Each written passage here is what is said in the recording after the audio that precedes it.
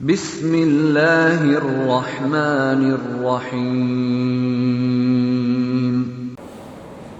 میرے عزیز طلباء و طالبات، آپ آج بستانیہ دوم یعنی چھٹے کلاس کے فارسی مضمون میں آپ سے مخاطب ہیں۔ بچوں، آپ نے اس کے پہلے بھی فارسی کی پہلی دوسری پڑھی ہے، اس میں حروف، الفاظ، ابتدائی الفاظ کے معنی سے بھی آپ کو واقفیت ہوئی ہے۔ اب ابھی چھٹے کلاس پہ میں سیمائے فارسی کا یہ جو آپ کے نصاب میں شامل ہے وہ ہے حروف جار۔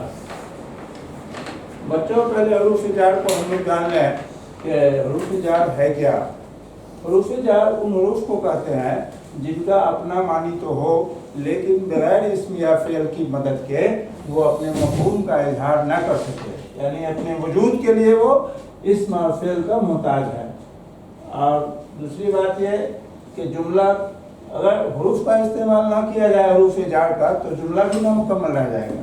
اس لیے اس چیز کو سمجھنا ہے بچوں کہ حروف جار کہتے کس کو ہے، جو اسم اور فعل میں کے ساتھ آ کر جملے کے مفہوم کی ادائیگی کرتا ہے۔ تو بچوں، یہ کچھ خاص حروف جار جو فارسی میں ہے اس کو میں نے لکھ دیا ہے۔ آپ اس کو گزارش ہے کہ آپ اپنی کاپی میں اتار کے اس کے معنی کو یاد کر لیجئے گا۔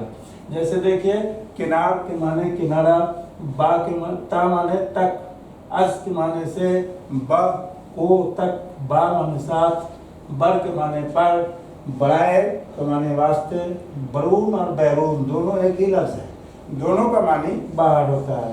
اندرون اور درون یہ بھی ایک ہی لفظ ہے، دونوں کا معنی اندر ہوتا ہے۔ زیر کے معنی نیچے، بالا کے معنی اوپر، پیش کے معنی سامنے، در کے معنی میں۔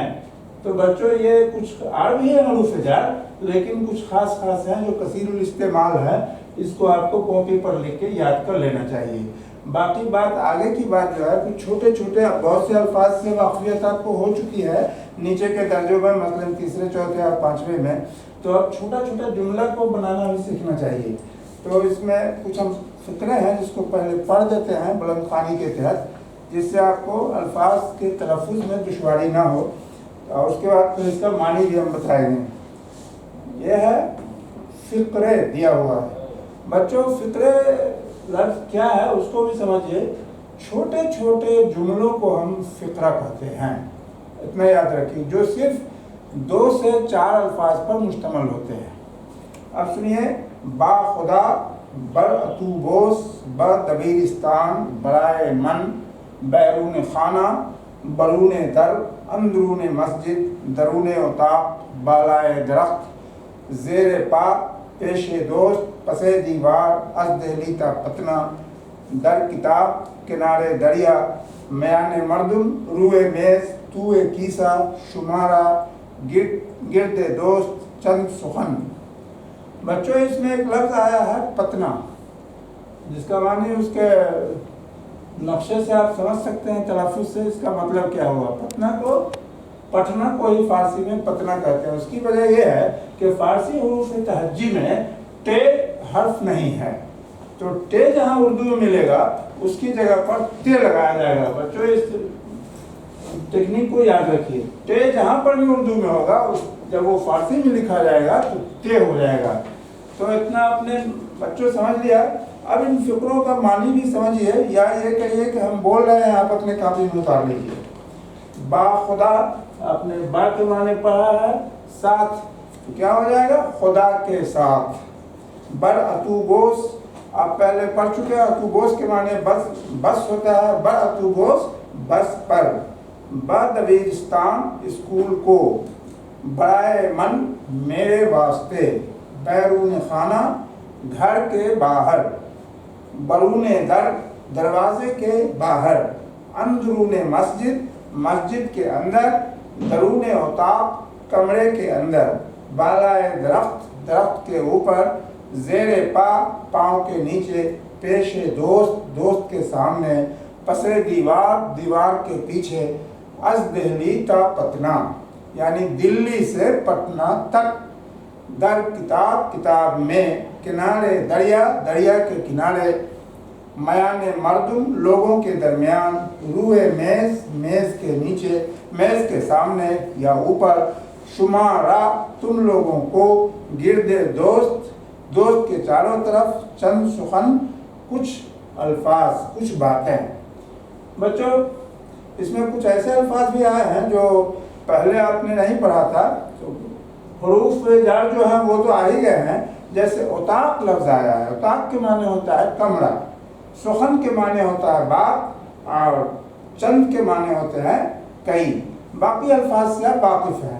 تو بچوں اس کے متن کو، حروف جار کو بھی آپ نے دیکھا پڑھا، کاپی میں اتار لیجئے، سیکھیے گا اس سے، اور پھر چھوٹے چھوٹے فقرے جو متن کے اندر موجود ہیں آپ اس کو بھی پڑھا، اس کا ترجمہ بھی آپ جان گئے۔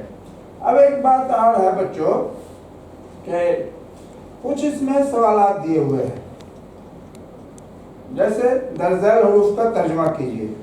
اگر اس کا معنی آپ نے سمجھ لیا، متن کو بھی سمجھ لیا تو یہ کوئی بڑی بات نہیں، اس کو اگر آپ کے پاس سیمائے فارسی حصہ اول ہے تو اس کا معنی کتاب کے مدد سے آپ کر سکتے ہیں۔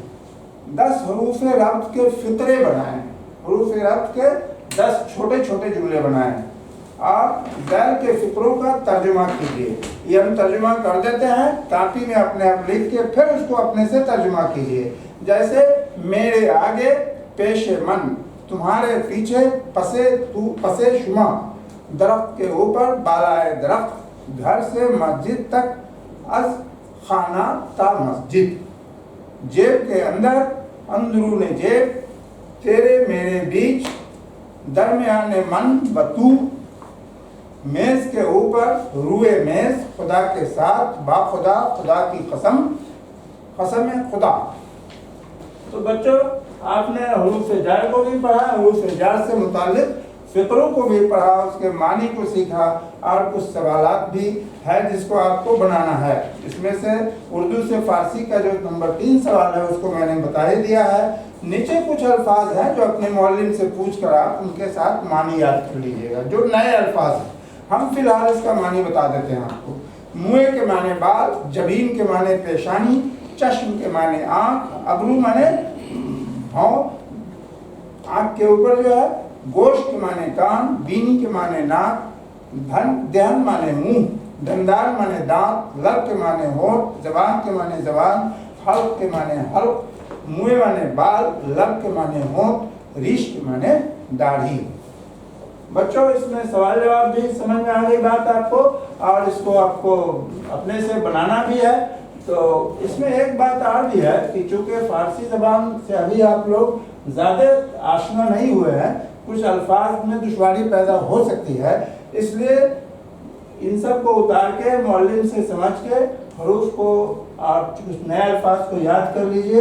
اور اگر آپ کو اس میں کوئی ایسی چیز نظر آئے جو آپ کی سمجھ سے باہر ہے یا آپ کو کوئی اعتراض ہے تو کامنٹ باکس میں آپ اس کو ضرور ڈالیے، تاکہ ہم اس میں آپ کو مطمئن کر دیں، آپ کے سوال کا جواب دے دیں، اور پھر آپ معاملہ آگے بڑھے۔ اس لیے اس میں ہچکچائیے نہیں، ضرور کامنٹ باکس میں ڈالیے، ہم آپ کو مطمئن کرنے کی پوری کوشش کریں گے۔